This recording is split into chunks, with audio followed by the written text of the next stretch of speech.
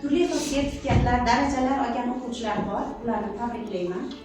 Ilohim hammanglarga talaba bo'lish baxti nasib qilsin.